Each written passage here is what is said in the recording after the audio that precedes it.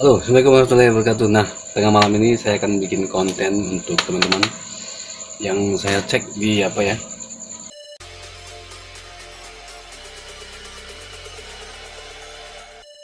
di YouTube saya banyak yang searching snack ya kemasan Rp1.000, dan saya akan membuat playlist baru tentang bagaimana mencari modal yang kita bisa lakukan tanpa riba. Teman-teman, saya sudah jalani usaha ini kurang lebih 11 tahun, dan itu tanpa modal. Dan itu tanpa modal dari menghutang rentenir, dan ini di usaha yang kedua. Setelah dulu saya tidak mengerti kalau kita pinjam rentenir itu atau pinjam bank itu riba. Nah, jadi di usaha kedua saya ini ya, di camilan ini kita bisa kok mulai usaha ini tanpa harus kita meminjam. Salah satu contoh yang sering saya yang pertama sekali saya ingat dulu, pertama sekali saya memulainya itu sangat apa ya, sangat minim modal gitu. Jadi saya juga berpikir dari 10 tahun yang lalu sampai sekarang ini, dan saya berhutang bukan karena punya usaha gitu. Itu bedanya. Tetapi saya punya utang untuk memiliki harta, yaitu KPR.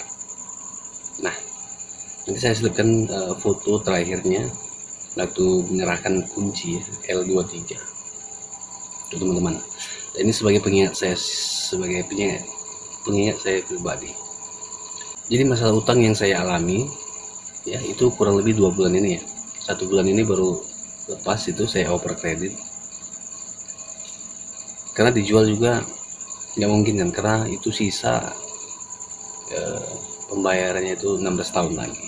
Jadi dijual pun orang pasti banyak kalah, jadi oper aja dan itu pun rugi. Oke, nah kembali ke topik itu, nanti saya bahas khusus untuk masalah KPR ya. Saya ngambil KPR dulu. Jadi entah kenapa 2 tahun masa pandemi semalam ya benar-benar ya, untung utang di harta ya, contoh di KPR tadi itu ya. Tapi untuk modal usaha ya di waktu masa-masa pandemi itu saya tetap bertahan, masih bisa makan. Nah, poin pertama yang penting sekali untuk teman-teman ya, untuk usaha pemula ya, sebenarnya dibutuhkan, kalau kita merintis dan uang kita mepet, kita seharusnya berpikir kreatif. Contoh, teman-teman bekerja sebelum membuka usaha atau untuk bisa menambah penghasilan, kan kita harus bekerja di tempat di tempat pindah kerja untuk bisa mendapatkan gaji yang lebih tinggi, atau kita buka usaha kecil-kecil yang bisa kita produksi di rumah. Itu dia. Nah, di awal saya merintis usaha saya, waktu saya masih bekerja dengan orang lain, dan saya mantan apa teman, doorsman kurang lebih 3 tahun ya, kalau nggak salah 3 tahun saya ikut orang itu doorsman, dan tidak cukup gitu. Perginya pagi-pagi, pulangnya maghrib ya, insya Allah masih beribadah ya, tetapi satu sisi yang saya rasakan tidak cukup. Jadi saya merintis usaha pelan-pelan sampai dewasa dalam menjalankan usaha ini. Terus saya berpikir gitu, background usaha saya kan tidak ada gitu. Nah, dulu saya pernah juga ikut multi level marketing, tapi sekarang juga tidak. Tapi disitulah cikal bakal saya mengerti jualan itu bagaimana. Sampai dulu saya jualan roti juga enggak, rugi total gitu. Jadi itu dia. Jadi kembali ke topik ini, kita membuka usaha tanpa modal besar, tanpa utang, tanpa pinjam bank, bisa kita lakukan. Jadi yang pertama, kita memproduksi hal apapun di rumah kita, itu sudah disebut sebagai pengusaha.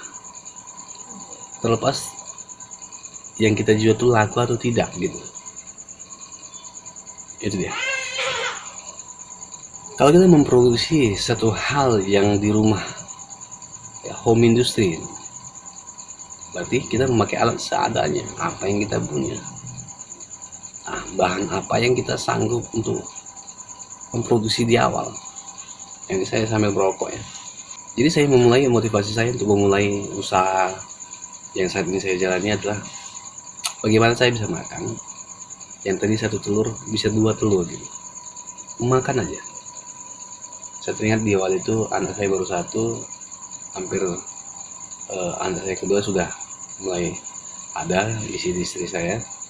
Nah, saya di situ merintis.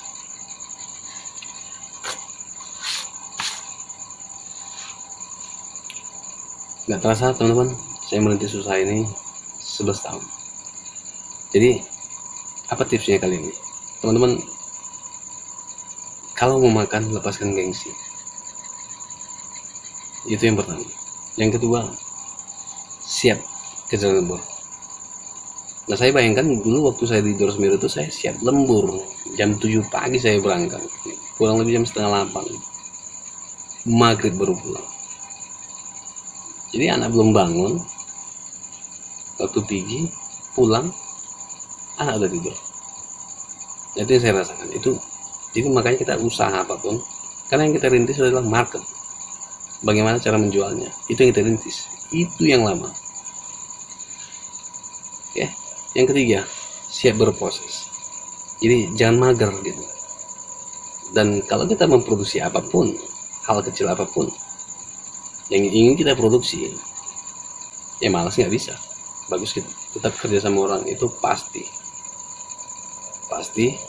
digaji kalau tidak membuat kesalahan fatal.